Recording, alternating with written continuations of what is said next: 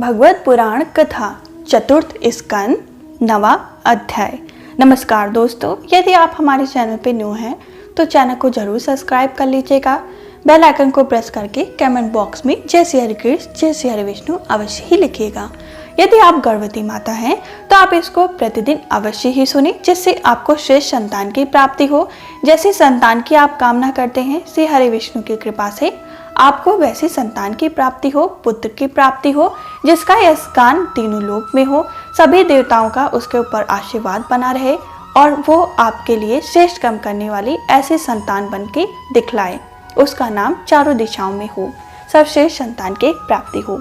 यदि आप हमारे चैनल पर न्यू हैं तो इसको प्रथम स्कंद से अवश्य ही सुने, जिससे आपको इसका पूरा सार समझ में आए और इसका पूरा फल भी प्राप्त हो।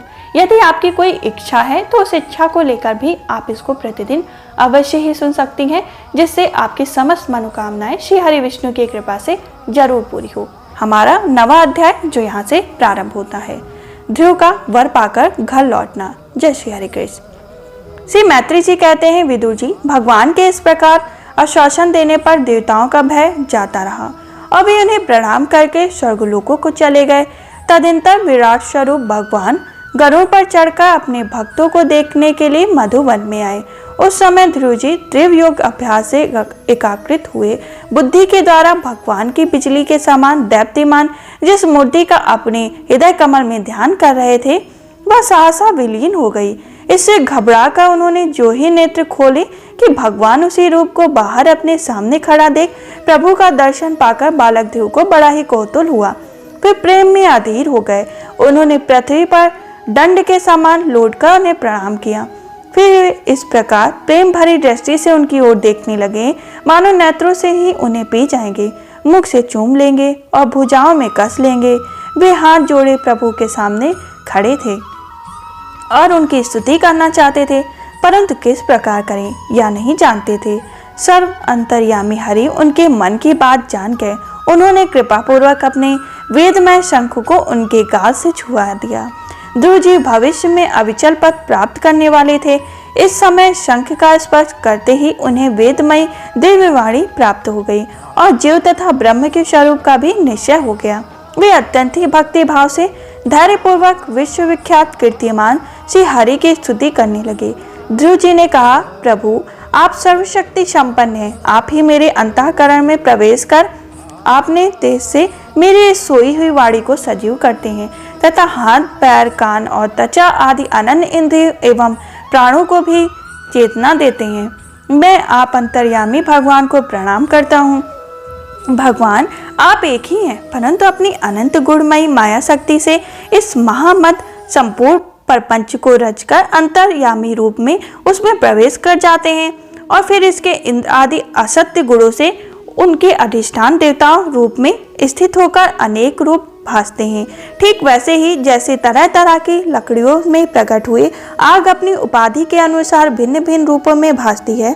नाथ, सृष्टि के आरंभ में ब्रह्मा ने भी आपकी शरण लेकर आपके दिए हुए ज्ञान के प्रभाव से ही इस जगत को सोकर उठे हुए पुरुष के समान देखा था। दीन बंधु उनकी आपके चरण तलका का मुक्त पुरुष भी आश्रय लेते हैं। कोई भी कृतज्ञ पुरुष उन्हें कैसे भूल सकता है। प्रभु इन शवतुल शरीर को द्वारा भोगा जाने वाला इंद्र और विश्व के संसर्ग से उत्पन्न सुख तो मनुष्य को नरक में भी मिल सकता है। जो लोग इस विषय सुख के लिए ललायत रहते हैं और जो जन्म मरण के बंधन से छुड़ा देने वाले कल्पत स्वरूप आपकी उपासना भगवत प्राप्ति सिवा किसी अन्य उद्देश्य से करते हैं, उनकी बुद्धि अवश्य ही आपकी माया के द्वारा ठगी गई है। नाथ, आपके चरण कमलों का ध्यान करने से और आपके भक्तों के पवित्र चरित्र सुनने से प्राणियों को जो आनंद प्राप्त होता है, वह नित्य आनंद स्वरूप ब्रह्म में भी लीन नहीं मिलता। फिर उन्हें काल की तलवार काट डालती है। उन स्वर्गीय विमानों से गिरने वाले पुरुषों को वह सुख मिल ही कैसे सकता है। अनंत परमात्मा, मुझे तो आप उन विशुद्ध हृदय महात्माओं भक्तों शंख दीजिए जिनका आप में अविचित भक्ति भाव है।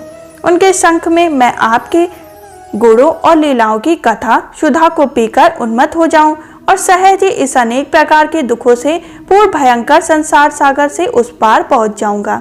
कमलनाभ प्रभु, जिनका चित्त आपके चरण कमल की सुगंध में लुभाया हुआ है, उन महाअनुभव को जो लोग करते हैं वे अपने ही इस अत्यंत प्रिय शरीर और इसके संबंधी पुत्र, मित्र, ग्रह और स्त्री आदि की शुद्धा भी नहीं करते।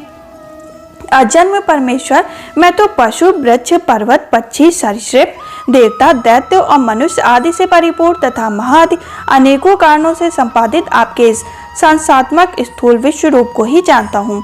इससे परे जो आपका परम स्वरूप है, जिसमें वाणी की गति नहीं, उसका मुझे पता नहीं। भगवान, कल्प का अंत होने पर योग निद्रा भी स्थित जो परम पुरुष इस संपूर्ण विश्व को अपने उदर में लीन करके शेष के साथ उनको गोद में शयन करते हैं तथा जिनके नाभि समुद्र से प्रकट हुए सर्वलोक में सुवर्णमय कमल से परम तेजोमयी ब्रह्मा जी उत्पन्न हुए, वे भगवान आप ही हैं। मैं आपको प्रणाम करता हूँ। प्रभु, आप अपनी अखंड चिंतनमय दृष्टि से बुद्धि की सभी अवस्थाओं के साक्षी हैं तथा नित्य मुक्ति, शुद्ध सत्य, सर्वज्ञ परमात्मा स्वरूप, निर्विकार, आदि पुरुष, संपन्न एवं तीनों गुणों के अधीश्वर आप जीवों से सर्वथा भिन्न है तथा संसार की स्थिति के लिए यज्ञनिष्ठा पुरुष रूप विराजमान है। आपसे ही विद्या, अविद्या आदि विरुद्ध गतियों वाली अनेकों शक्तियां धारावाहिक रूप से निरंतर प्रकट होती रहती हैं। आप जगत के कारण अखंड, अनादि, अनंत, आनंदमय, निर्विकार ब्रह्म स्वरूप, मैं आपकी शरण हूँ। भगवान, आप परम आनंद मूर्ति हैं। जो लोग ऐसा समझकर निष्काम भाव से आपका निरंतर भजन करते हैं, उनके लिए राज आदि भोगों की अपेक्षा आपके चरण कमलों की प्राप्ति की ही भजन का सच्चा फल है। स्वामी, यद्यपि बात ऐसी है तो भी गौ जैसे अपने तुरंत के जन्मे हुए बछड़े को दूध पिलाती है, व्याघ्र से बचाती रहती है, उसी प्रकार आप भी भक्तों पर कृपा करने के लिए निरंतर विकल रहने के कारण हम जैसे सकाम जीवों की भी कामना पूर्ण करके उनकी संसार भय से रक्षा करते हैं। श्री मैत्री जी कहते हैं, विदुर जी, जब शुभ संकल्प वाले मतिमान ध्रुव ने इस प्रकार स्तुति की, तब भक्तवत्सल भगवान उनकी प्रशंसा करते हुए कहने लगे। श्री भगवान ने कहा, उत्तम व्रत का पालन करने वाले राजकुमार, मैं तेरे हृदय का संकल्प जानता हूँ। यद्यपि उस पद का प्राप्त होना बहुत कठिन है, तो भी मैं तुझे वाद देता हूँ, तेरा कल्याण हो।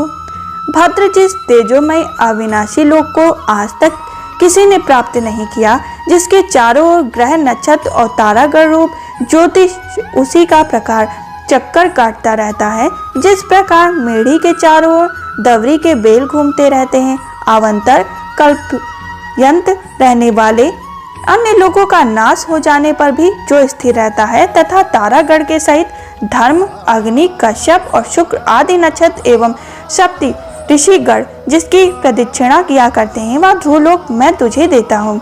यहाँ भी जब तेरे पिता तुझे राज सिंहासन देकर वन को चले जाएंगे, तब तू 36,000 वर्ष तक धर्मपूर्वक पृथ्वी का पालन करेगा। तेरी इंद्रियों की शक्ति जो कि तू बनी रहेगी। आगे चलकर किसी समय तेरा भाई उत्तम शिकार खेलता हुआ मारा जाएगा, तब उसकी माता सुरुचि पुत्र प्रेम में पागल होकर उसे वन में खोजती हुई दानव दल में प्रवेश कर जाएगी। यह मेरी प्रेम मूर्ति है। तू अनेकों बड़ी बड़ी दक्षिणाओं वाले यज्ञों के द्वारा मेरे यजन करेगा तथा यह उत्तम से उत्तम भोग कर अंत में मेरे ही स्मरण करेगा। इससे तू अंत में संपूर्ण लोगों के वंदनी और सप्तऋषि से भी ऊपर मेरे निज धाम को जाएगा, जहां पहुंच जाने पर फिर संसार में लौटकर नहीं आना होता है। श्री मैत्री जी कहते हैं, बालक ध्रुव से इस प्रकार पूजित और उसे अपना पद प्रदान कर भगवान श्री गरुड़ध्वज उसके देखते ही देखते अपने लोगों को चले गए। प्रभु के चरण सेवा से संकल्पित वस्तु प्राप्त हो जाने के कारण यद्यपि ध्रुव जी का संकल्प तो निवृत्त हो गया, किंतु उनका चित्त विशेष प्रसन्न नहीं हुआ। फिर वे अपने नगर को लौट आए। विदुर जी ने पूछा, ब्राह्मण, मायापति श्री हरि का परम पद तो अत्यंत दुर्लभ है और मिलता भी उनके चरण कमलों की उपासना से ही है। ध्रुव भी सारा पूर्ण विवेक रखते हैं, फिर एक ही जन्म में उस परम पद को पा लेने पर भी उन्होंने अपने को अकृतार्थ क्यों समझा? श्री मैत्री जी ने कहा, ध्रुव जी का हृदय अपनी सौतेली माता के वाग्वाणों से विघ्न हो गया था तथा वर मांगने के समय भी उन्हें उनका स्मरण बना हुआ था। इसी से उन्होंने मुक्तिदाता श्री हरि से मुक्ति नहीं मांगी। अब जब भगवान दर्शन से वह मनोमलिन दूर हो गया, तो उन्हें अपनी इस भूल के लिए पश्चाताप हुआ। ध्रुव जी ने मन ही मन कहने लगे, अहो, सनक आदि नैष्ठिक ब्रह्मचारी सिद्ध भी उन्हें समाधि द्वारा अनेकों जन्म प्राप्त कर पाते हैं। उन भगवत चरणों की छाया को मैंने 6 महीने में ही पा लिया, किंतु चित्त में दूसरी वासना रहने के कारण मैं फिर उनसे दूर हो गया। अहो मुझ मंदभाग्य की मूर्खता तो देखो, मैंने संसार पास को काटने वाले प्रभु के पदम पादों को पहुंचकर भी उनसे नाशवान वस्तु की ही याचना की। देवताओं को स्वर्ग भोग के पश्चात फिर नीचे गिरना होता है, इसलिए वे मेरे भगवत प्राप्ति उच्च स्थिति को सहन नहीं कर सके, अतः उन्होंने ही मेरी बुद्धि को नष्ट कर दिया। तभी तो मुझ दुष्ट ने नारद जी के यथार्थवाद को भी स्वीकार नहीं की। यद्यपि संसार में आत्मा के सिवा दूसरा कोई भी नहीं, अधापि सोया हुआ मनुष्य जैसे स्वप्न में अपने ही कल्पना किए हुए व्याघ्र से डरता है, उसी प्रकार मैंने भी भगवान की माया से मोहित होकर भाइयों को ही शत्रु मान लिया और व्यर्थ की द्वेष रूप हार्दिक रूप से जलने के लगा। जिन्हें प्रसन्न करना अत्यंत ही कठिन है, उन्हीं विश्वात्मा श्रीहरि को तपस्या द्वारा प्रसन्न करने के मैंने जो कुछ मांगा वह सब व्यर्थ है। ठीक उसी तरह जैसे गतायु पुरुष के लिए चिकित्सा व्यर्थ होती है। अहो मैं बड़ा ही भाग्यहीन हूँ। संसार बंधन का नाश करने वाले प्रभु ने मेरे संसार ही मांगा। मैं बड़ा ही पुण्यहीन हूँ। जिस प्रकार कोई कंगला किसी चक्रवर्ती सम्राट को प्रसन्न करने उससे तुष्ट सहित चावलों की कन्नी मांगे, उसी प्रकार मैंने भी आत्म आनंद प्राप्त करने वाले श्री हरि से मूर्खतावश व्यर्थ का अभिमान बढ़ाने वाले उच्च पद की प्राप्ति की ही मांगी। श्री मैत्री जी कहते हैं, तात तुम्हारी तरह जो लोग श्री मुकुंद विरंद मकरंद के ही मधुर कर हैं, जो निरंतर प्रभु की चरण रज का ही सेवन करते हैं और जिनका मन अपने आप आई हुई सभी परिस्थितियों को संतुष्ट रहता है, वे भगवान से उनकी सेवा के सिवा अपने लिए और कोई भी पदार्थ नहीं मांगते। इधर जब राजा उत्तानपाद ने सुना कि उनका पुत्र ध्रुव घर लौट रहा है, तो उन्हें इस बात पर वैसे ही विश्वास नहीं हुआ जैसे कोई किसी के यमलोक से लौटने की बात पर विश्वास न करे। उन्होंने यह सोचा कि मुझ अभागे का ऐसा भाग्य कहाँ, परंतु फिर उन्होंने देवऋषि नारद की बात याद आ गई। इससे उनका इस बात में विश्वास हुआ और वे आनंद के वेग से अधीर हो उठे। उन्होंने अत्यंत ही प्रसन्न होकर यह समाचार लाने वाले को एक बहुमूल्य हार दिया। राजा उत्तानपाद ने पुत्र की मुख देखने के लिए उत्सुक होकर बहुत से ब्राह्मण कुल के बड़े बूढ़े मंत्री और बंधुओं का साथ लिया तथा एक बढ़िया घोड़े वाले सुपरिचित जटित रथ पर सवार होकर वे झटपट नगर के बाहर आए। उनके आगे आगे वेद ध्वनि होती ही जाती थी और शंख नगाड़े एवं वंशी आदि अनेकों मांगलिक बाजे बजते थे। उनकी दोनों रानियां सुनीति और सुरुचि भी सुवर्ण आभूषणों से सुसज्जित थीं। राजकुमार उत्तम के साथ पालकियों पर चढ़कर चल रहे थे। ध्रुव जी उपवन के पास आ पहुंचे। उन्हें देखते ही महाराज उत्तानपाद तुरंत रथ से उतर पड़े। पुत्र को देखने के लिए वे बहुत ही दिनों से उत्कंठित हो रहे थे। उन्होंने झटपट आगे बढ़कर प्रेम आतुर हो लंबी लंबी सांसें लेते हुए ध्रुव को भुजा में भर लिया। अब ये पहले के ध्रुव नहीं थे। प्रभु के परम पुनीत पादों का स्पर्श होने से इनके समस्त पाप बंधन कट गए थे। राजा उत्तानपाद की एक बहुत ही बड़ी कामना पूर्ण हो गई। उन्होंने बार बार पुत्र का सिर सूंघा और आनंद तथा प्रेम के कारण निकलने वाले ठंडे ठंडे आंसुओं से उन्हें नहला दिया। तदंतर सज्जनों में अग्रणी ध्रुव जी ने पिता के चरणों में प्रणाम किया और उनसे आशीर्वाद पाकर कुशल प्रश्न आदि से सम्मानित हो दोनों माताओं को प्रणाम किया। छोटी माता सुरुचि ने अपने चरणों पर झुके हुए बालक ध्रुव को उठाकर हृदय से लगा लिया और आंसू गदगद वाणी से चिरंजीवी रहो ऐसा आशीर्वाद दिया।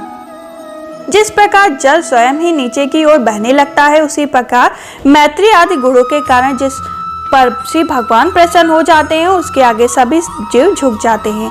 इधर उत्तम और ध्रुव दोनों ही प्रेम से विहल होकर मिले। एक दूसरे के असंखों को स्पर्श पाकर इन दोनों के ही शरीर में रोमांच हो आया तथा नेत्रों से बार बार आंसुओं की धारा बहने लगी। ध्रुव की माता सुनीति अपने प्राणों से भी प्यारे पुत्र को गले लगाकर सारा संताप भूल गई। उसके सुकुमार अंगों के स्पर्श से उसे बड़ा ही आनंद प्राप्त हो रहा था। वीर विदुर जी वीर माता सुनीता के स्तन उसके नेत्रों से झरते हुए मंगलमय आनंद आंसुओं से भीग गए और उनसे बार बार दूध बहने लगा। इस समय पूर्ववासी लोग उनकी प्रशंसा करते हुए कहने लगे, महारानी जी आपका आंचल लाल बहुत दिनों से ही खोया हुआ था, सौभाग्यवश अब वह लौट आया। यह हम सबका दुख दूर करने वाला है, बहुत दिनों तक भूमंडल की रक्षा करेगा।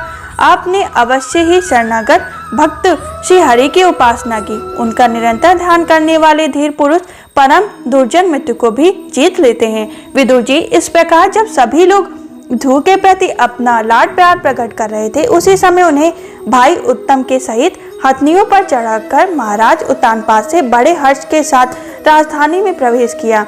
उस समय सभी लोग उनके भाग्य की बड़ाई कर रहे थे। नगर में जहां तहां मगर के आकार के सुंदर दरवाजे बनाए गए थे तथा फल फूलों के गुच्छों सहित केले के खंभे और सुपारी पौधे सजाए गए। द्वार द्वापर पर दीपक के सहित जल के कलश रखे हुए थे। आम के पत्ते, वस्त्रों, पुष्पमाला तथा मोती की लड़ियों से सुसज्जित थी। जिन अनेकों परकोटों से फटकों और महलों की नगरी सुशोभित थी, उन सबको सुवर्ण की सामग्री सजाया गया तथा अनेक कंगूरे विमानों के शिखरों से समान चमक रहे थे। नगर के चौक, गलियां, अटानियां और सड़कों को झाड़ बुहार कर उन चंदन की छिड़काव किया गया और जहां तहां खिल चावल, पुष्प, फल, जौ एवं अन्य मांगलिक उपहार सामग्री सजी थी। ध्रुव जी राजमार्ग से जा रहे थे उस समय जहां तहां नगर की शीलवती सुंदरियां उन्हें देखने को एकत्र हो रही थी।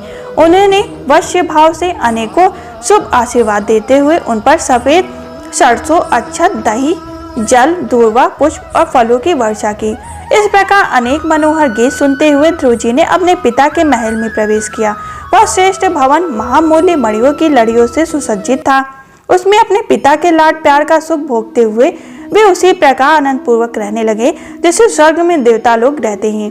वहां दूध के फेने के समान सफेद और कोमल सन या हाथी दांत के पलंग, सुनहरी कमलदार पर्दे, बहुमूल्य आसन और बहुत सा सोने का सामान था। उसके स्फटिक और महामणि कांति पन्ने की दीवारों से रत्नों की बनी हुई थी। स्त्रियों पर रखे हुए मणिमय दीपक जगमगा रहे थे। उस महल के चारों ओर अनेक जाति के दिव्य वृक्ष सुशोभित उद्यान थे, जिनमें नर और मादा पक्षियों का कलरव था। मतवाले भौरे गुंजार होता रहता था। उन बगीचों में पुखराज की सीढ़ियों से सुशोभित बावलियां थीं, जिनमें लाल, नीले और सफेद रंग के कमल खिल रहे थे तथा हंस, चकवा एवं सारस आदि पक्षी क्रीड़ा कर रहे थे। राजर्षि उत्तानपाद ने अपने पुत्र के अति अद्भुत प्रभाव की बात देवऋषि नारद से पहले ही सुन रखी थी। अब उसे प्रत्यक्ष वैसा ही देख उन्हें बड़ा ही आश्चर्य हुआ। फिर यह देखकर कि अब ध्रुव तरुण अवस्था में प्राप्त हो गए हैं, आत्मवर्ग से उन्हें आदर की दृष्टि से देखते तथा प्रजा की भी उन पर अनुराग थी।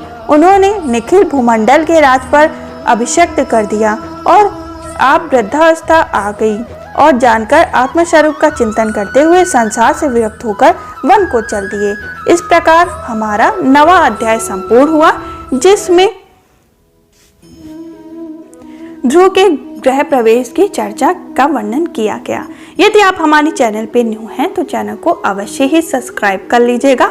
हम फिर मिलेंगे 10वें अध्याय में, जिसमें उत्ताम का मारा जाना और ध्रुव का यक्षों के साथ युद्ध का वर्णन किया जाएगा। यदि आप हमारे चैनल पे न्यू हैं तो इसको जरूर सब्सक्राइब करें और 10वां अध्याय भी अवश्य ही सुनें।